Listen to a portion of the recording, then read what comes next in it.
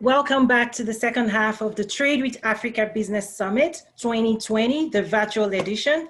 We're moving to the second half of today's event. And our next speaker is an amazing connector.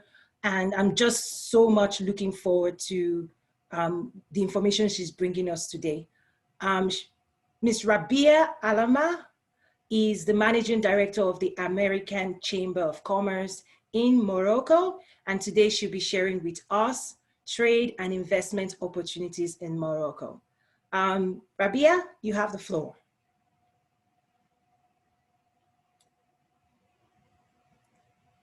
Let me just make sure you have everything you need. We've had some. Yes.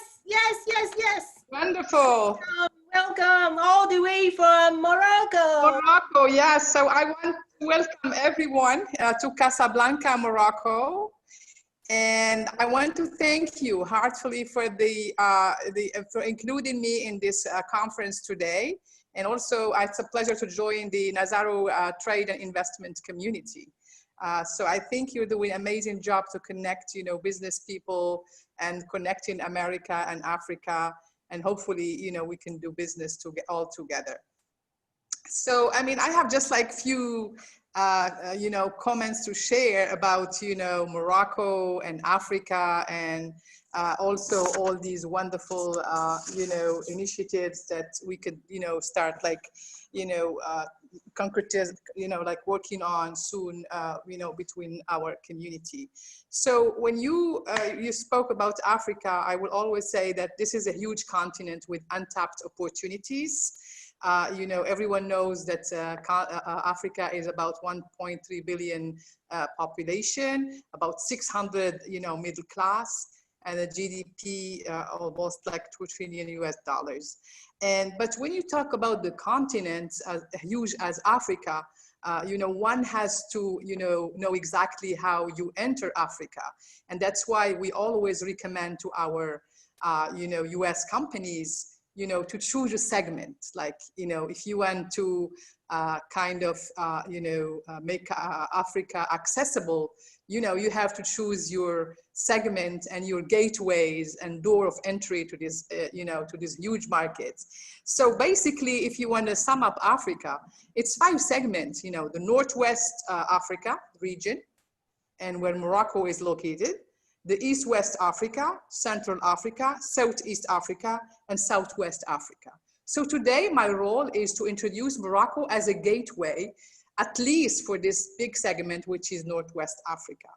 So as you all know, Morocco is located in Northwest Africa, and it's only 9 miles from Spain.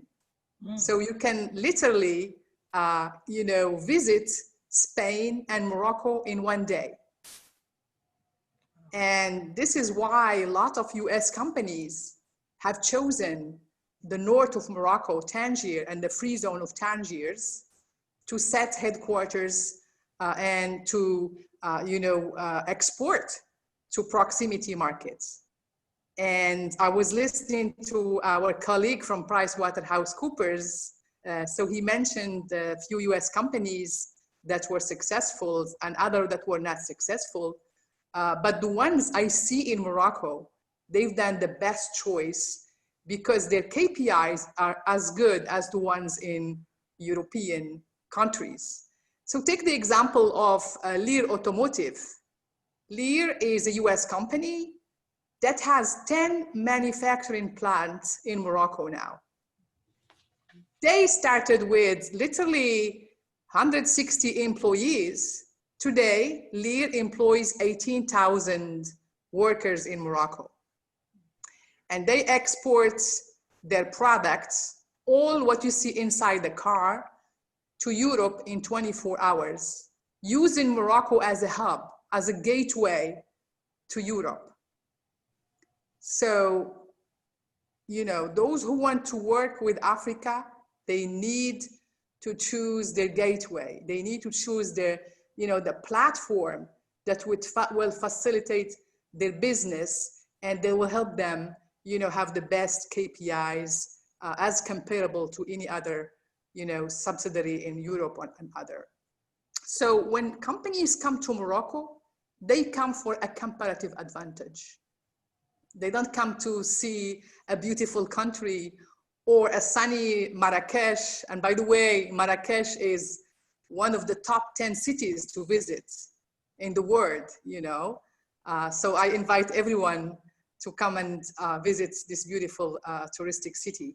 So as I said, they come for a comparative advantage, means there is this proximity to markets from Europe, African countries, Middle East, and the US, because Morocco is 3,000 kilometers, you know, of sea, Mediterranean and Atlantic.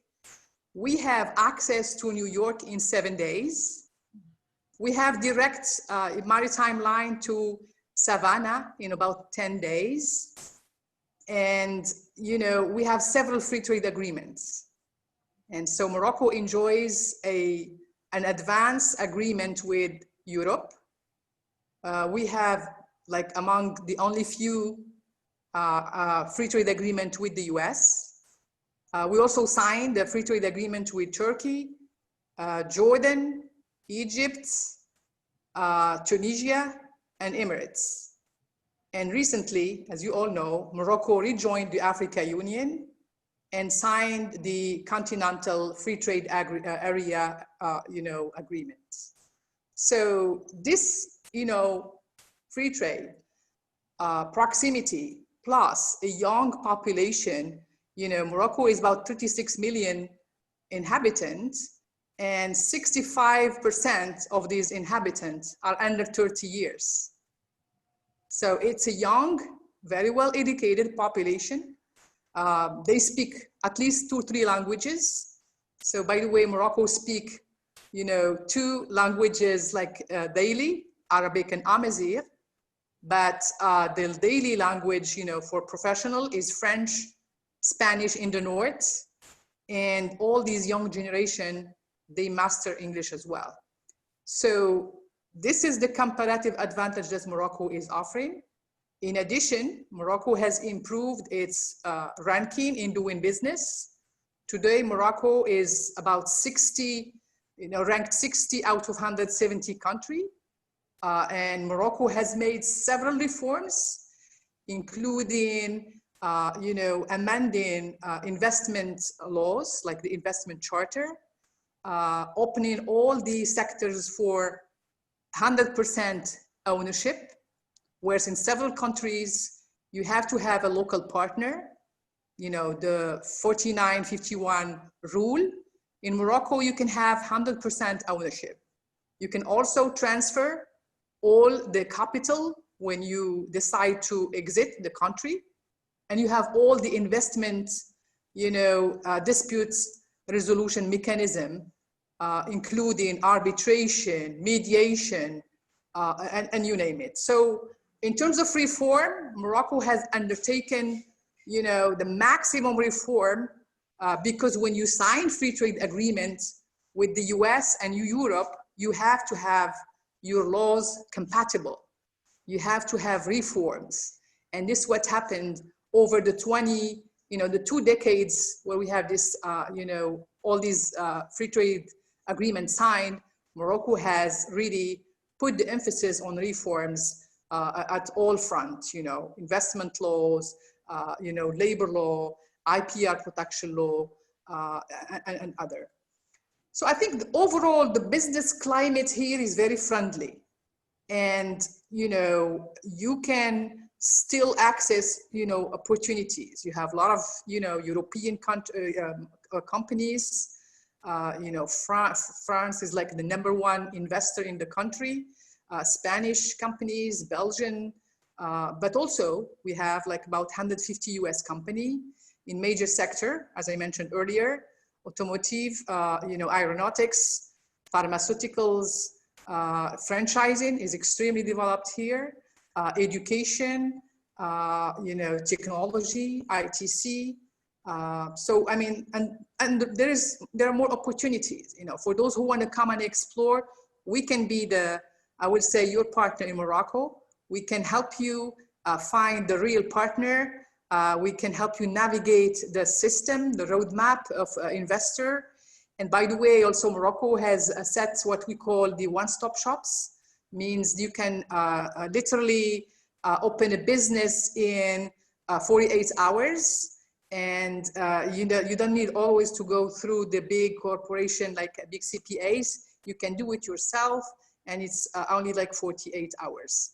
Opportunities, plenty from, I will say, agribusiness, especially transformation, water and water sector, desalination, equipment, precision equipment, packaging, technology, smart technology in agribusiness and agriculture, in manufacturing, there is room available in all sectors, especially automobile and aeronautics, in education, named digital education, all the e-learning platforms, in franchising, bring the best concepts and join the community here, healthcare, telemedicine,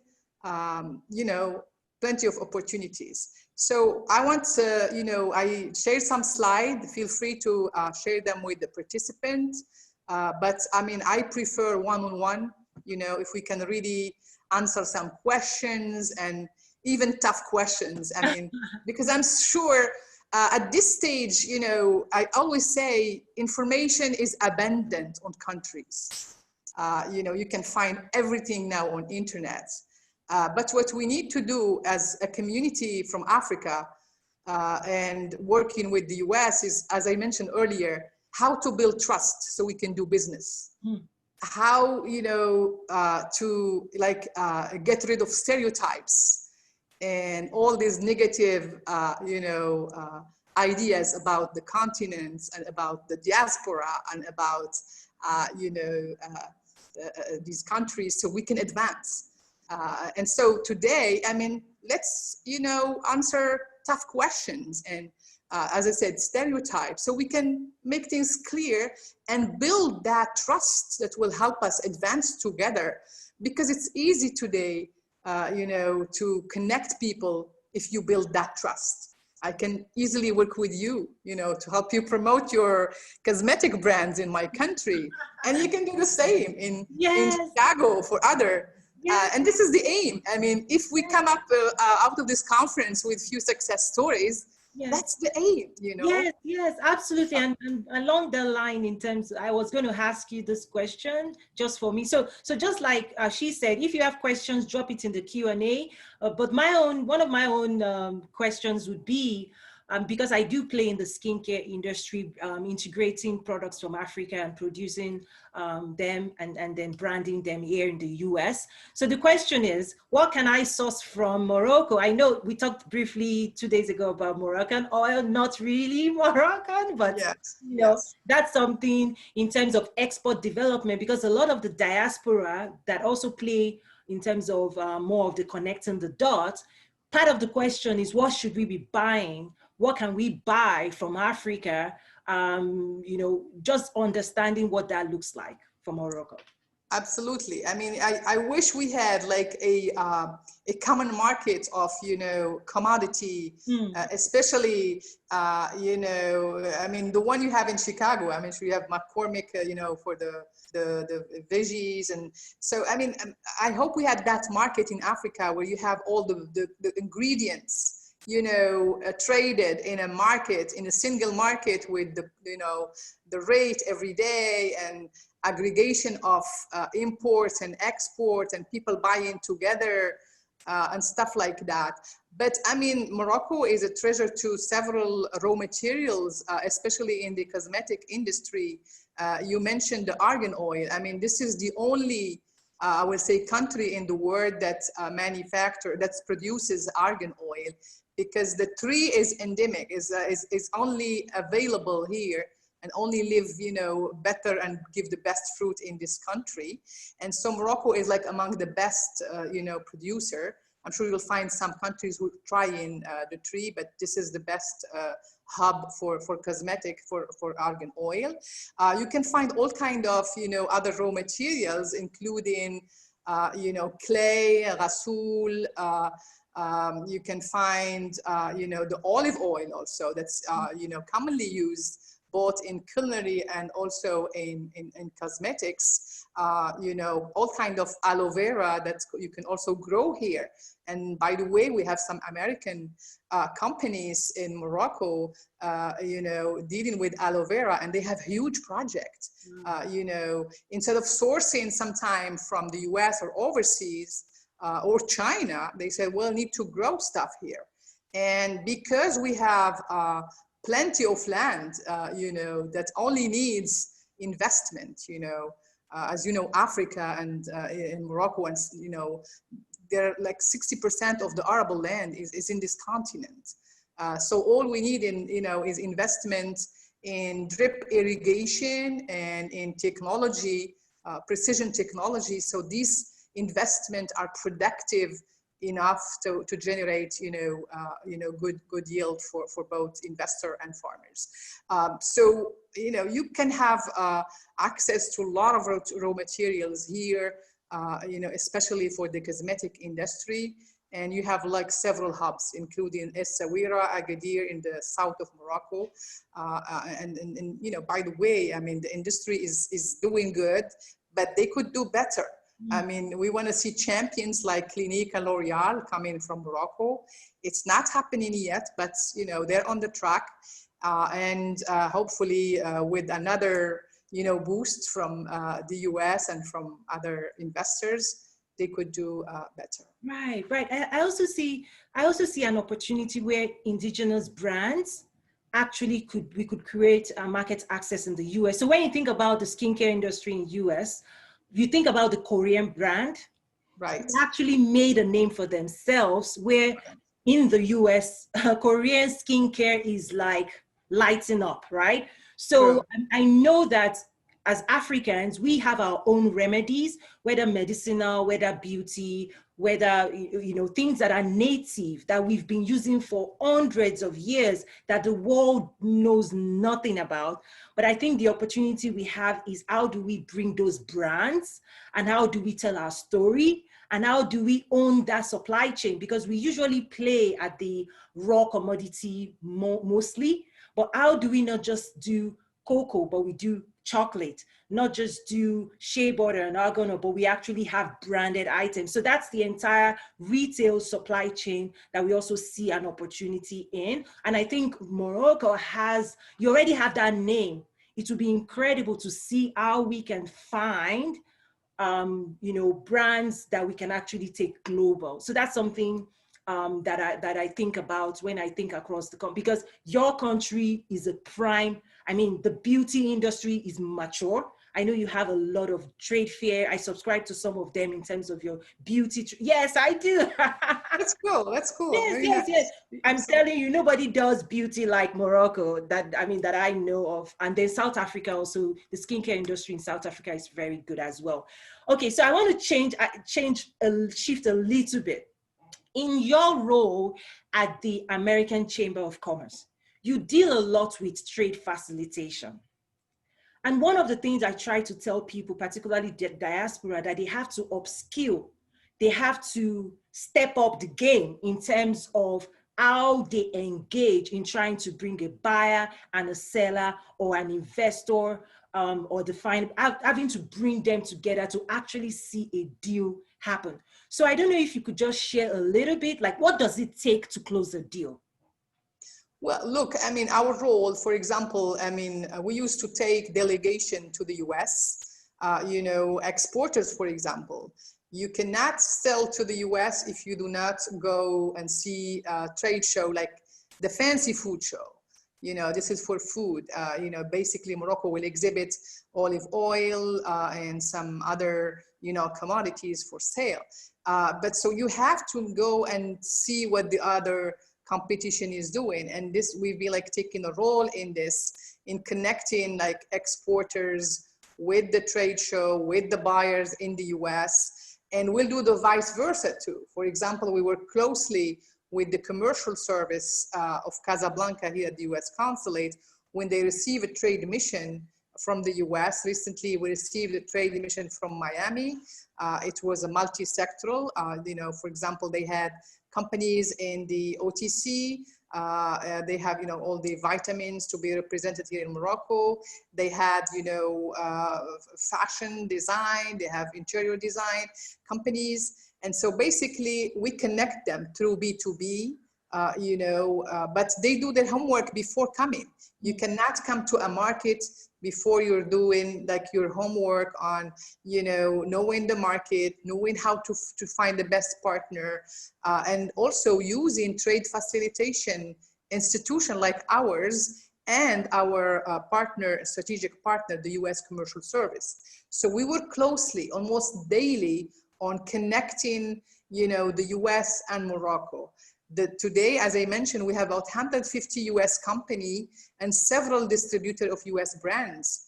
And even the number of franchises is growing in Morocco, from Starbucks to, KFC, Pizza Hut, Domino's, Guess, and name the franchises. So this is a joint effort where you connect the buyer, the seller, the franchisor, the franchisee, but everyone does his homework. Everyone does his part of the work, so we can identify the best partner.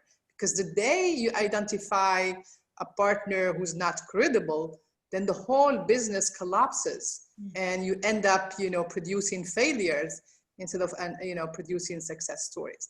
So it takes some joint effort of market research, field work, and then connecting, B2B, networking.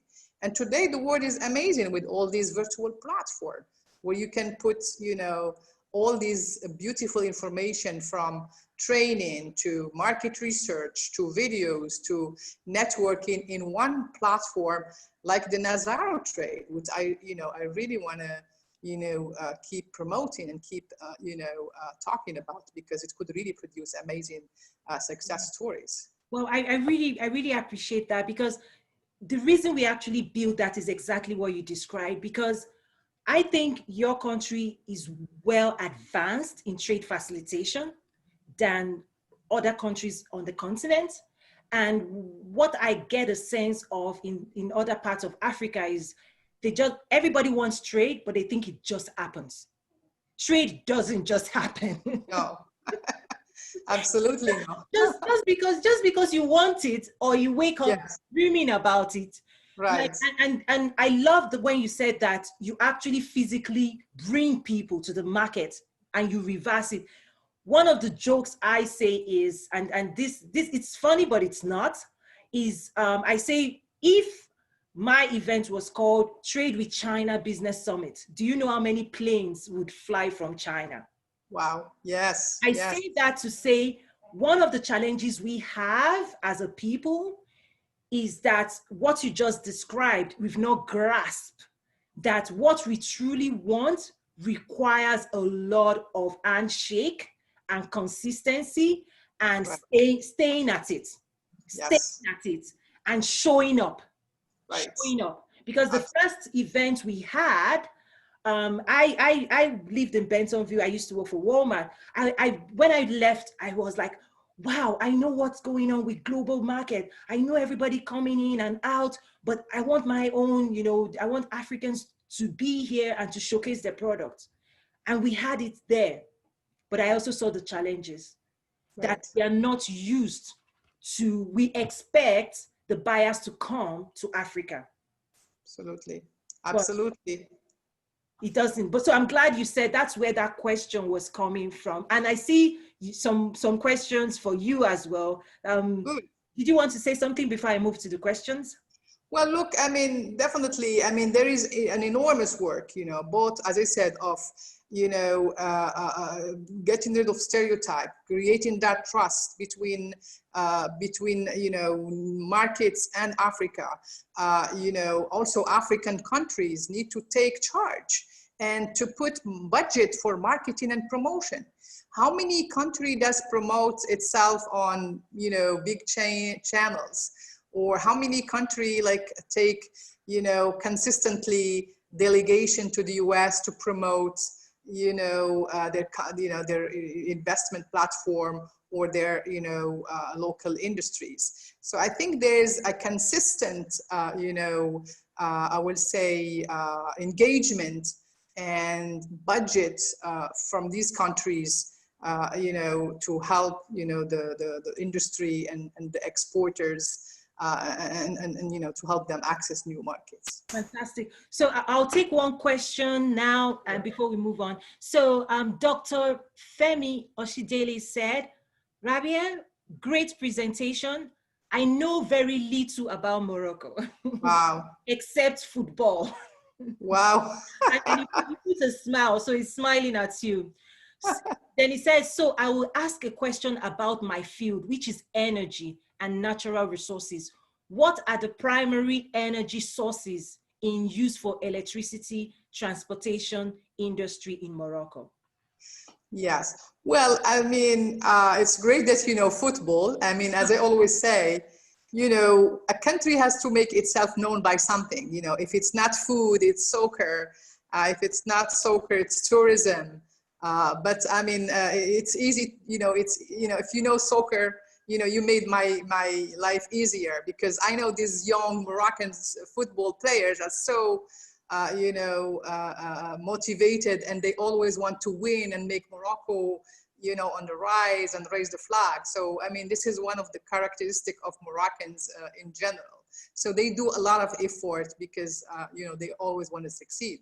But in terms of energy, Morocco is not an energy producer. Mm. All we have, I mean, and this is maybe a pride for the country, is solar energy. Wow. So yes, so Morocco has among the first biggest station of solar energy in the world. Mm.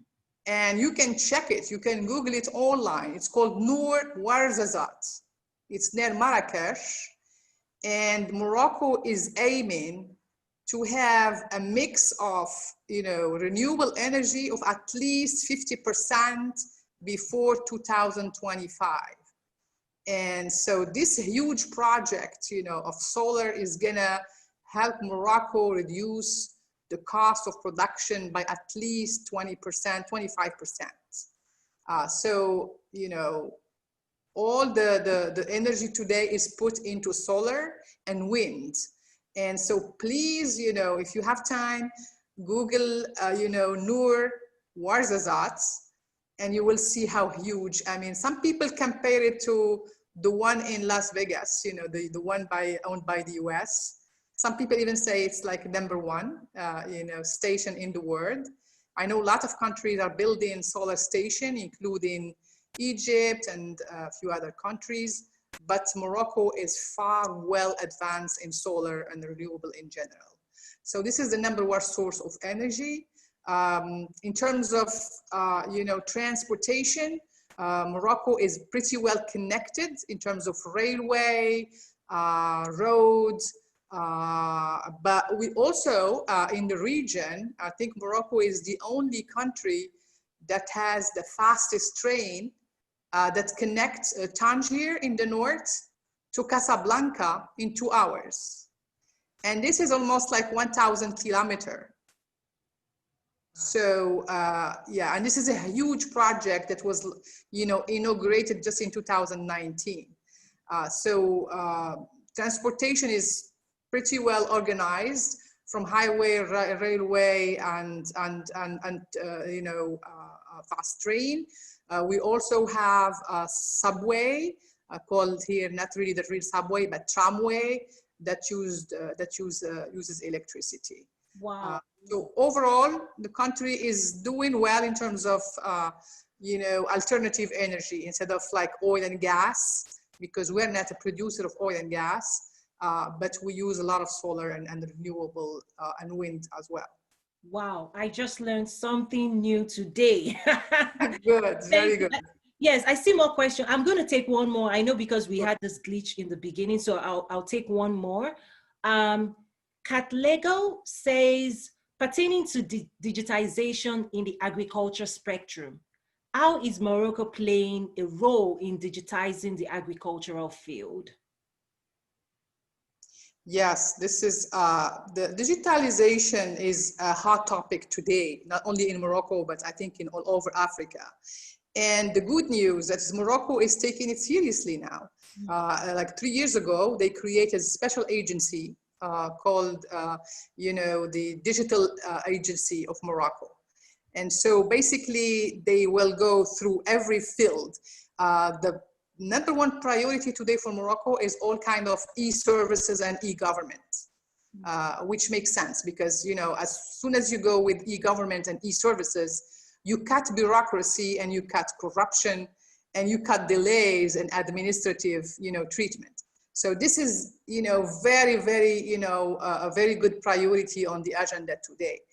In terms of sectors and, technology, we have a lot of, agencies helping Morocco with, digitalizing the sectors, including USAID and other, countries, Germany and other. But the good news, we have some farms with several hectares, like from 8,000 to 10,000 hectares, using drones, and precision agriculture, to treat, like using pesticide and even in organic industry, a lot of precision agriculture, drip irrigation, very well automated. So I think the sector is, at least for the big farms, like the 8,000, the 10,000 hectares, they're really taking the thing seriously. Of course, it's not generalized for small farmers, but there are several local initiatives, mostly from startups, that they try like to help small farmers, use the technology, even though they're not, technology literate. But overall, the trend is here, and even the aid and the government are helping forwards. So the production and productivity is better. Wow, incredible. You do have more questions, but I think this is what I'm going to try to do is all the open questions that we're asking here in Zoom, I think I would find a way to move them to the platform. Sure. Because I know usually when you come for Zoom and you hand the Zoom, everything goes away. But I'll see where we can shift some conversations. That way you can respond directly. And Sure. maybe the person is actually asking something in context of their own work, then we can take that conversation forward. I really want to thank you. This is only the beginning, and I look forward to more engagement. Again, you are a gatekeeper and you have the key to Morocco, and we are so happy for you to be on this platform. Anytime. We wish the best to our African diaspora and to the African continent, because we want to see it flourish and prosper, because we want our youth to stay in the country instead of seeing them dying in the Mediterranean, just to look for opportunities where the opportunities are here. Right. So, and wow, that's the whole essence, is that we need. I see a situation where with the population growth, we've got to put the youth workforce to work. Absolutely. If not, and it's our responsibility, nobody's going to do it for us. So thank you again, and pleasure. Look forward to more partnership. Thank you so much. All the best. Have a good afternoon. You take care. Bye. Thank you.